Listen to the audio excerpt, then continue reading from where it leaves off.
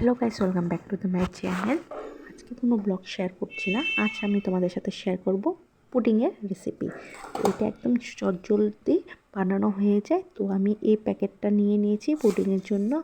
আমার মনে হচ্ছে এটা খুব ভালো হবে। তো এখানেও বিবরণ দেওয়া আছে, তোমরা চাইলে সেটা দেখেও পড়ে বানাতে পারো। তো আমি যেটা জানি আমি আমার মতন করে বানিয়ে নিচ্ছি। তো এখানে আমি হাফ লিটার দুধ নিয়ে নিয়েছি, দুধটা গরম করে নিয়েছি। আর দেখো পুডিংয়ের প্যাকেটটা ওপেন করতে না করতে আর একটা পাউচ বেরিয়ে গেছে। এটা হলো ক্যারামেল।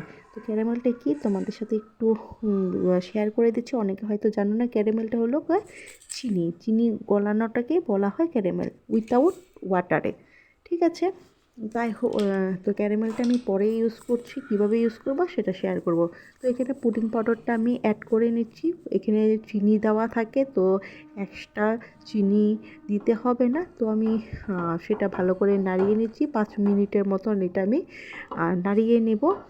আর এটা কোনো কোনো দানাদার বা কোনো লামস হয় না, তো সেটা চিন্তা করার কোনো ব্যাপার নেই। তোমরা যেভাবে ইচ্ছে সেভাবে ঢেলে একটু নাড়িয়ে নিতে হবে। তো যাই হোক, সেটা আমি নাড়িয়ে এবার আমি গ্যাসটা কিন্তু কমিয়ে দিব, বন্ধ করে দিব। আর আমি কিন্তু পুরো জিনিসটা আমি বানিয়েছি মিডিয়াম আঁচে। ঠিক আছে, তো এবার আমি ক্যারামেলটা একটু কেটে নিব। কেটে আমি বাউলটার মধ্যে ঢেলে নিব।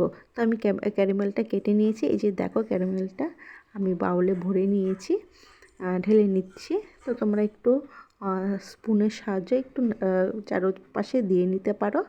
তো যাই হোক, এটা আমি একটু চারপাশে ঘুরিয়ে নিব। আর হাত দিয়ে আমি একটু ফিঙ্গারের সাহায্যে আমি একটু সরিয়ে দিলাম।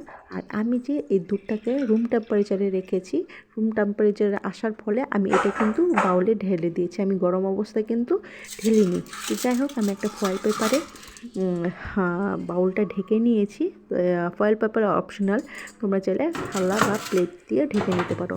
তো এবার আমি 2.5 ঘন্টার জন্য এটা আমি রেখে দিলাম। আর ফ্রিজটা আমার একদম লো ছিল বলে আমি সেটা একটু বাড়িয়ে দিলাম। আর দেখো, 2.5 ঘন্টার পর চলে এসেছি। এবার চলো দেখে নেওয়া যাক আমার ক্যারামেল দিয়ে বানানো পুডিংটা কেমন হয়েছে। যারা মিষ্টি খেতে পছন্দ করো তাদের জন্য পারফেক্ট।